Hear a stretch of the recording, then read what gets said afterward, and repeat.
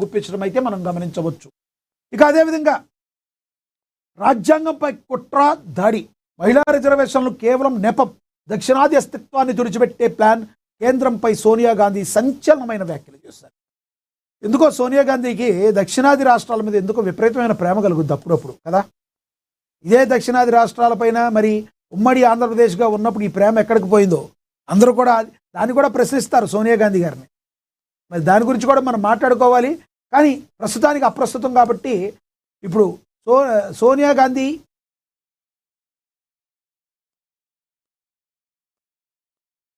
రాజ్యాంగంపై కుట్రకు దాడి. దేశ రాజకీయాల్లో నియోజకవర్గాల పునర్విభజన అంశం కూడా మహాసంగ్రామానికి దారితీస్తుంది. ఇప్పటికే ముఖ్యమంత్రి రేవంత్ రెడ్డి దక్షిణాది గొంతుగా నిలవగా ఇప్పుడు కాంగ్రెస్ శాఖ నాయకురాలు సోనియా గాంధీ నేరుగా రంగంలోకి దిగి మోడీ సర్కార్పై అస్త్రశస్త్రాలను రెడీ చేస్తున్నారట. ఇక కేంద్రం తలపెట్టిన సీమాంకన ప్రక్రియ కేవలం జనాభా లెక్కల సర్దుబాటు కాదని, ఇది సాక్షాత్తు రాజ్యాంగంపై జరుగుతున్న దాడి అని ఆమె సంచలన వ్యాఖ్యలు చేశారు.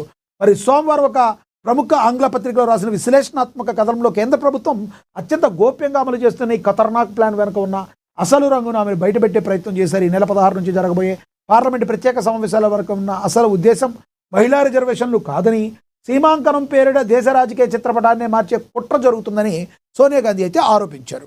మరి మహిళా రిజర్వేషన్లు ఒక కవచం మాత్రమేనని, మహిళా రిజర్వేషన్ల బిల్లుపై కేంద్రం చూపుతున్న ఉత్సాహం కేవలం ఒక ఐవాష్ అంటే కంటి తుడుపు మాత్రమేనని సోనియా విశ్లేషించారు. అసలు రిజర్వేషన్ల అమలు 2029 వరకు సాగదీయడం వెనుక ఉన్న మర్మం ఏమిటని ఆమె ప్రశ్నించారు. కేవలం 3 రోజుల ప్రత్యేక సమావేశాలు మహిళా బిల్లును అడ్డం పెట్టుకుని సీమాంకన ప్రక్రియ రాజ్యాంగ హోదా కల్పించేందుకు కేంద్రం బుల్డోజర్ తరహాలో ముందుకు వెళుతుందని మండిపడ్డారు. ఇది ప్రజాస్వామ్య విలువలకే గొడ్డలి పెట్టు అని, అప్రజాస్వామిక పద్ధతిలో దేశ భవిష్యత్తును తాకట్టు పెడుతున్నారని ధ్వజమెత్తారు. కులగణన అంశాన్ని పక్కదారి పట్టించేందుకే బీజేపీ ఈ కొత్త నాటకానికి తెరతీసిందని సోనియా గాంధీ తెలపడం అయితే జరిగింది. సోనియా గాంధీ మాట్లాడే మాటల్లో వాస్తవం ఉందంటారా? మీరేమంటారో కింద కమెంట్ బాక్స్ రూపంలో కమెంట్ చేయండి. ఇక దక్షిణాదిలకు జరిగే అన్యాయంపై ఆందోళన, ఇది చాలా ఇంపార్టెంట్. ఎందుకో దక్షిణాది రాష్ట్రాలంటే సోనియా గాంధీ గారికి ఈ మధ్య విపరీతమైన ప్రేమ ఎక్కువైపోయింది. సీమాంకనం జరిగితే దక్షిణాది రాష్ట్రాల ప్రాతినిధ్యం ఘోరంగా పడిపోతున్న ఆందోళన సోనియా గాంధీ గట్టిగా వినిపించారు. కుటుంబ నియంత్రణను విజయవంతంగా అమలు చేసి అక్షరాస్యతతో ముందున్న దక్షిణాది రాష్ట్రాలకు ఇది శిక్షగా మారబోతుందని ఆమె హెచ్చరించారు. కేవలం అంకెలను మాత్రమే ప్రాతిపదికగా తీసుకోకూడదని, రాజకీయ సమానత్వం దెబ్బతినకుండా చూడాలని డిమాండ్ చేశారు. జనాభాను నియంత్రించని రాష్ట్రాలకు ఎక్కువ సీట్లు కట్టబెట్టి ప్రగతి పదంలో ఉన్న రాష్ట్రాలను రాజకీయంగా అప్రస్తుతం చేయడం రాజ్యాంగ స్ఫూర్తికే విరుద్ధమని సోనియా గాంధీ స్పష్టం అయితే చేశారు. ఎన్నికల కోసమే నరేటివ్ మేనేజ్మెంట్ అని త్వరలోనే జరగనున్న పశ్చిమ బెంగాల్, తమిళనాడు వంటి రాష్ట్రాల ఎన్నికల దృష్టిలో ఉంచుకుని ప్రధాని మోడీ విన్యాసాలు చేస్తున్నారని సోనియా ఆరోపించారు. దేశంలో నెలకొన్న అసలైన ఆర్థిక సమస్యలు, నిరుద్యోగం నుంచి ప్రజల దృష్టిని మళ్లించేందుకు ఈ నరేటివ్ మేనేజ్మెంట్ వార్తా విన్యాసం చేస్తున్నారని మండిపడ్డారు. విపక్షాలను రక్షణ స్థితిలోకి నెట్టేందుకు రాజ్యాంగంతోనే చెలగాటమాడుతున్నారని, దీన్ని దేశం హర్షించదని సోనియా గాంధీ అయితే తేల్చి చెప్పడం అయితే జరిగింది. ఇక తదుపరి త్రిష ఇంటికి బాంబు బెదిరింపు, చెన్నైలో హై అలర్ట్. ప్రముఖ నటి త్రిష నివాసానికి మరోసారి బాంబు బెదిరింపు రావడం చెన్నైలో కలకలం రేపింది. గుర్తు తెలియని వ్యక్తుల నుంచి వచ్చిన ఈ బెదిరింపులతో పోలీసులు ఒక్కసారిగా అప్రమత్తమయ్యారు. వివరాల్లోకి వెళితే చెన్నైలో త్రిష నివాసంలో బాంబు అమర్చినట్లు director general of police control రూమ్కు ఉదయం 9:30 సమయంలో ఒక ఈమెయిల్ వచ్చింది.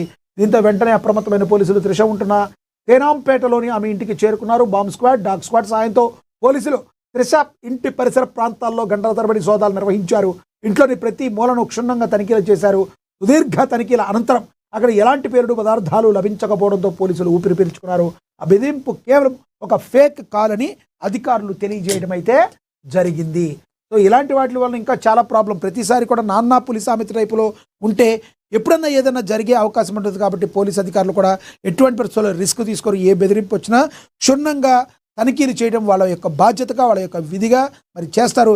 ఇలాంటి బెదిరింపులు చేసే వాళ్ళని ఎవరినైనా పట్టుకుని వాళ్ళని మాత్రం కఠినంగా శిక్షించాలని మరి అందరం కూడా కోరుకోవాలి.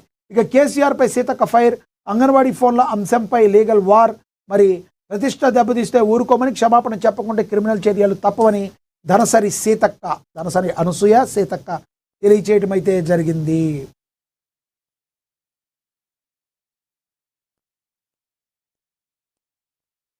దీని గురించి చదువుదాం. రాష్ట్ర రాజకీయాల అధికార ప్రతిపక్షాల మధ్య మాటల యుద్ధం ఇప్పుడు న్యాయ పోరాటంగా రూపుదాల్చింది. అంగన్వాడీ మొబైల్ ఫోన్ల కొనుగోలు వ్యవహారంలో గత కొన్ని రోజులుగా సోషల్ మీడియా వేదికగా సాగుతున్న ఆరోపణలపై రాష్ట్ర పంచాయతీరాజ్ గ్రామీణాభివృద్ధి శాఖ మంత్రి సీతక్క తీవ్రంగా స్పందించారు. మరి తన ప్రతిష్టకు భంగం కలిగించేలా ఆరోపణలు చేస్తున్నారంటూ భారత రాష్ట్ర సమితి అధినేత కల్వకుంట్ల చంద్రశేఖరరావుకు ఆమె లీగల్ నోటీసులు పంపారు. మంత్రి సీతక్క తరపున న్యాయవాది నలుగురు కృష్ణకుమార్ రిజిస్టర్ పోస్టు ద్వారా ఈ నోటీసులు కేసీఆర్కు పంపడం రాజకీయ వర్గాలు పెను సంచలనంగా మారింది. రాజకీయ విమర్శలు హద్దు దాటితే వ్యక్తిగత దూషణకు, అసత్య ప్రచారాలకు దారితీస్తుందన్న తరుణంలో సీతక్క తీసుకునే నిర్ణయం గులాబీ దళంలో కలకరమైతే రేపుతుంది. అసంబద్ధ ఆరోపణలు అసలు వాస్తవం ఇది.